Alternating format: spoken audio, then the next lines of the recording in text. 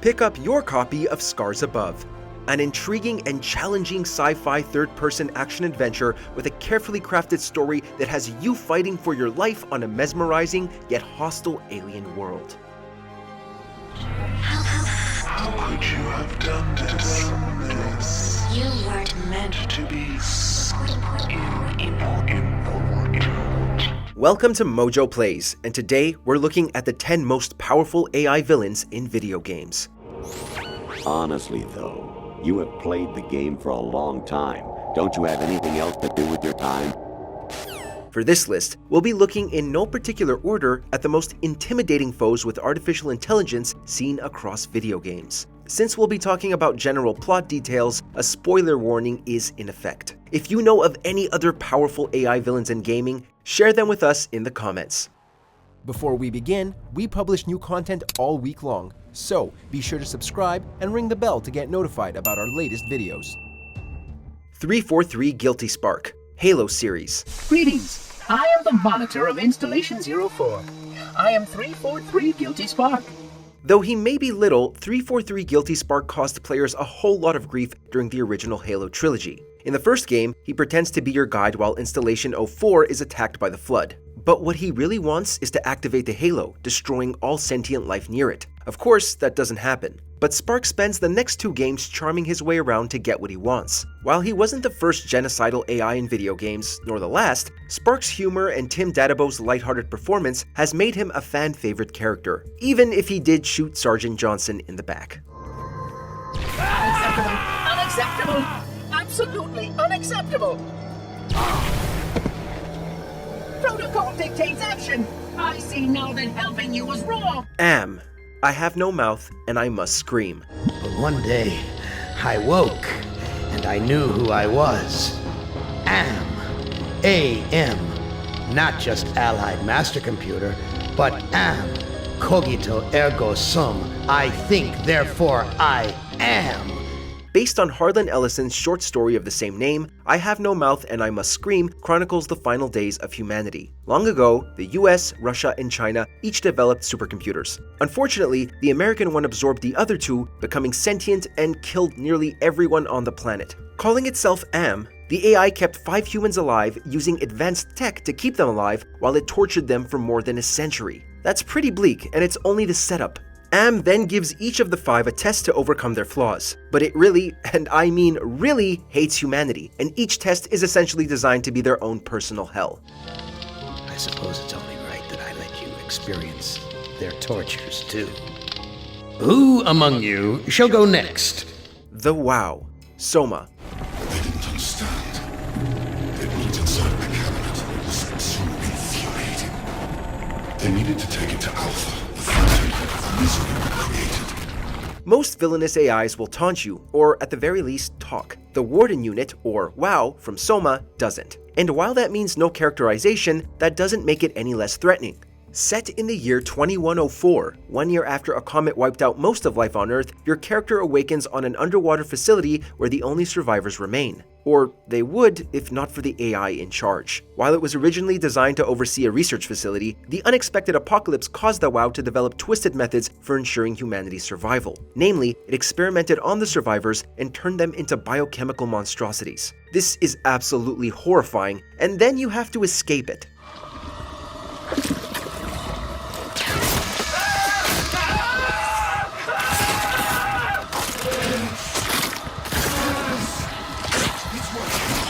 Monica, Doki Doki Literature Club.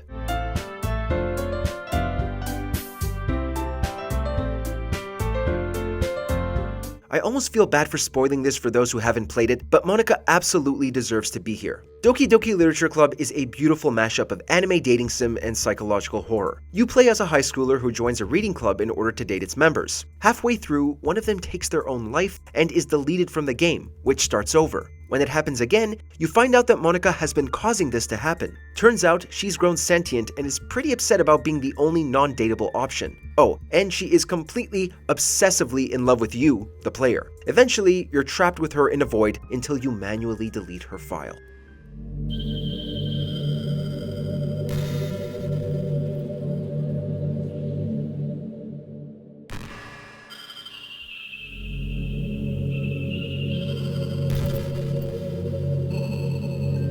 The Reapers, Mass Effect series.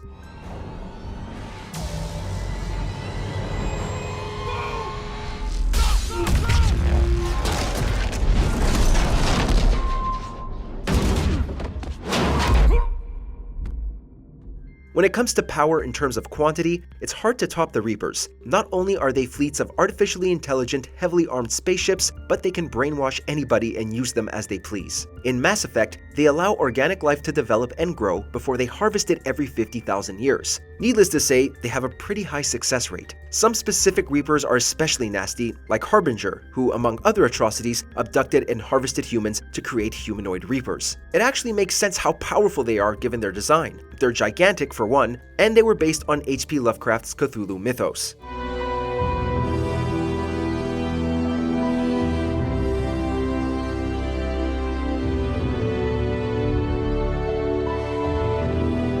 The Patriots' AIs, Metal Gear series.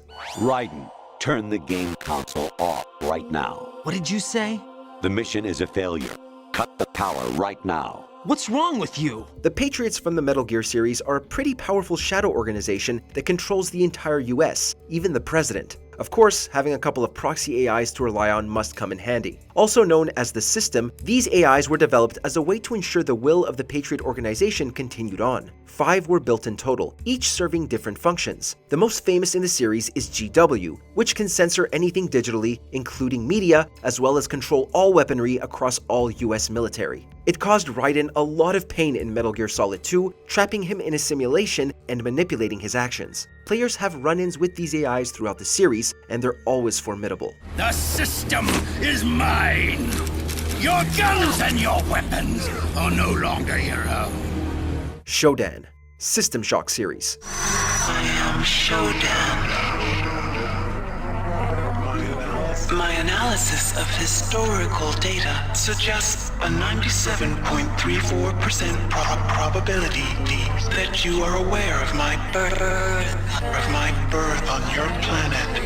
In the groundbreaking System Shock, you play as a hacker who removes the ethical restraints of a space station's AI. Naturally, all hell breaks loose as the sentient hyper-optimized data access network, or SHODAN, goes rogue in maniacal fashion. As is befitting of hostile AIs, SHODAN takes over the station and either kills or mutates any humans she can get her theoretical hands on. You then have to destroy her before she destroys all life on Earth. But it doesn't even stick. In the sequel, you find out she not only survived, but bioengineered a parasitic alien race with a hive mind so powerful, even she can't control it.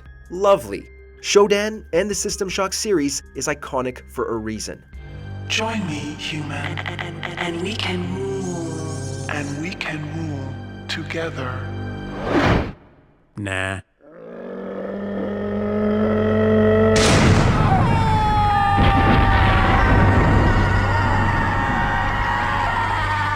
Hades, Horizon Zero Dawn. Entity miscalculated. Entity cannot destroy me. I am beyond its reach.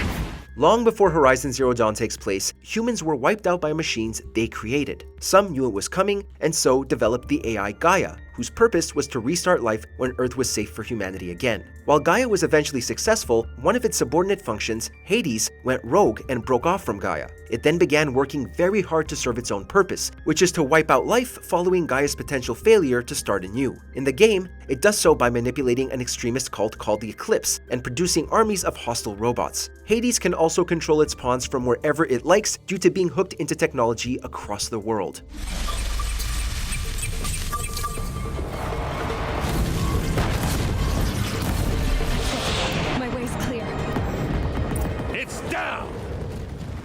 Time to do what you came for, Aloy. Mother Brain, Metroid series.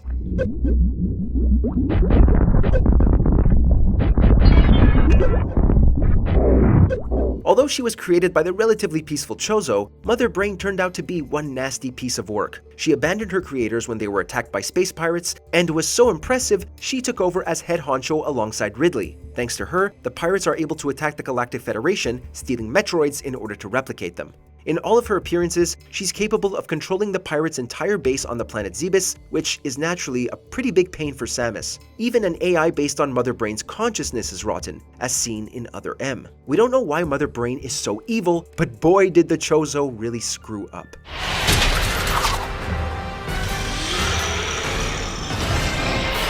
Mother, time to go.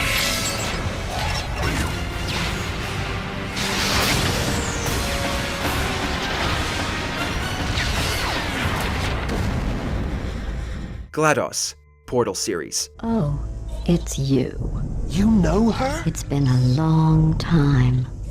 How have you been? I've been really busy being dead. You know, after you murdered me. You did what?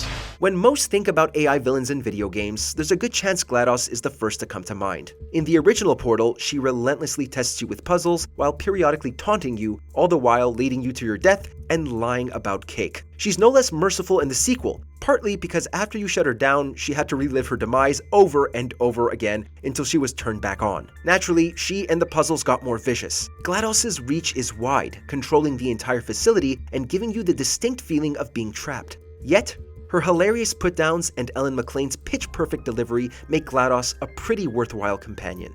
You know what my days used to be like? I just tested. Nobody murdered me, or put me in a potato, or fed me to birds. I had a pretty good life. Pick up your copy of Scars Above, an intriguing and challenging sci-fi third-person action-adventure with a carefully crafted story that has you fighting for your life on a mesmerizing yet hostile alien world.